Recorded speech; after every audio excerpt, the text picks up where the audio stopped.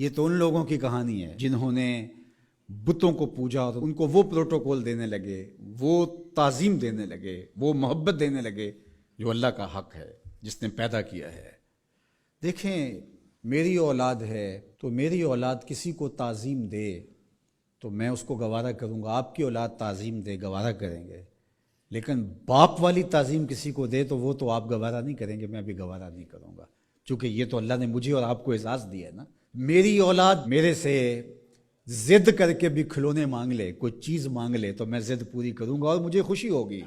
لیکن میری اولاد کسی اور سے مانگے تو میری غیرت جاگے گی کہ یہ تو میرا حق تھا کہ میری اولاد کو مجھ سے اپنی ضروریات کی تکمیل کے لیے سوال کرنا چاہیے تھا، اس نے کسی اور سے کیا، تو میرا رب بھی گوارا نہیں کرتا کہ میرا بندہ ہو کسی اور کی دہلیز پہ جائے۔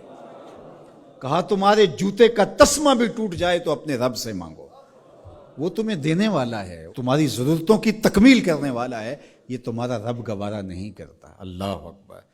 حضور نے سوال کرنے سے منع کیا۔ حضرت ابو بکر صدیق رضی اللہ تعالی عنہ سواری پہ بیٹھے تو ہاتھ سے کوڑا گر گیا،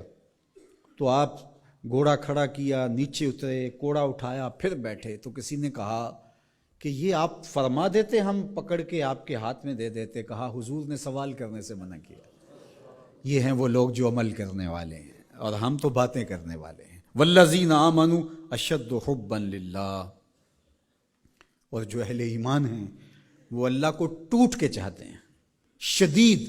بلکہ شدید سے آگے اشد ہے لفظ، یہ طلبہ جانتے، اس میں تفضیل ہے۔ جو اہل ایمان ہیں وہ اللہ سے ٹوٹ کر محبت کرتے ہیں، محبت کی جو آخری حد ہے، اور یہاں محبت میں اشد کا لفظ کہہ لیے، دوسرے لفظوں میں اس کو عشق کہہ سکتے ہیں۔ جو اہل ایمان ہے وہ رب سے عشق کرتے ہیں،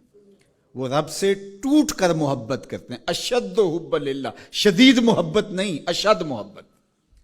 اشد محبت سے آگے تو کوئی درجہ ہی نہیں ہے، تو وہ کتنی محبت کرتے ہیں، تبھی تو جانیں وار دیتے ہیں، اس کے نام پہ، اس کے حکم پہ گردنیں کٹواتے ہیں۔ یہ ہے شدید محبت کا روپ، اس کا حکم ہوا جیسا ہوا۔ ذرا دیکھیے یہ کتنے لوگ ہیں، آپ کوئی شہر سے آیا ہے، کوئی دیہات سے آیا ہے، کوئی دوسرے شہر سے آیا ہے، کوئی گلیوں سے نکل کے آ گیا ہے، تو یہ کیوں بھاگے بھاگے آ رہے ہیں؟ آج کل تو کسی کے پاس 10 منٹ نہیں ہے، تو آپ کہیں گے جمعہ ہے، رب کا بلاوا ہے، آگے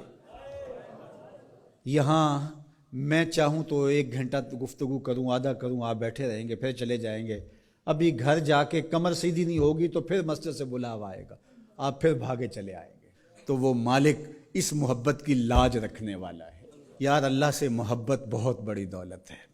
آج اللہ سے محبت ہم بھول گئے ہیں۔ حضور علیہ السلام کی محبت بھی اللہ کی محبت ہے، یہ بات ذہن میں رکھیے گا۔ اس کا یہ مطلب نہیں ہے کہ کوئی شخص حضور کی محبت کی نفی کر دے اللہ کی محبت کا نام لے کر، جس طرح کہ ایک فکر ایسی بھی موجود ہے، لیکن دوسری جانب بھی کچھ ایسی صورتیں اتر گئی ہیں کہ حضور کی محبت اس کا نام لیا جاتا ہے اور اللہ کی محبت بتدریج دلوں سے اس طرح سے ختم کر دی گئی ہے۔ اہل ایمان اللہ سے ٹوٹ کے محبت کرتا، تتجافا جنوبہم عن المضاجع،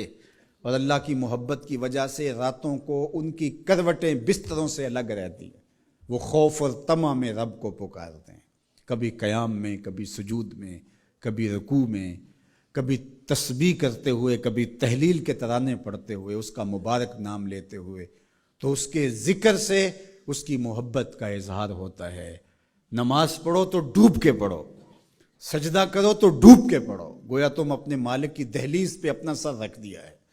اور پوری تندہی کے ساتھ اس کے حضور سجدہ ریزیاں کرو، چونکہ وہ ہمارا خالق ہے،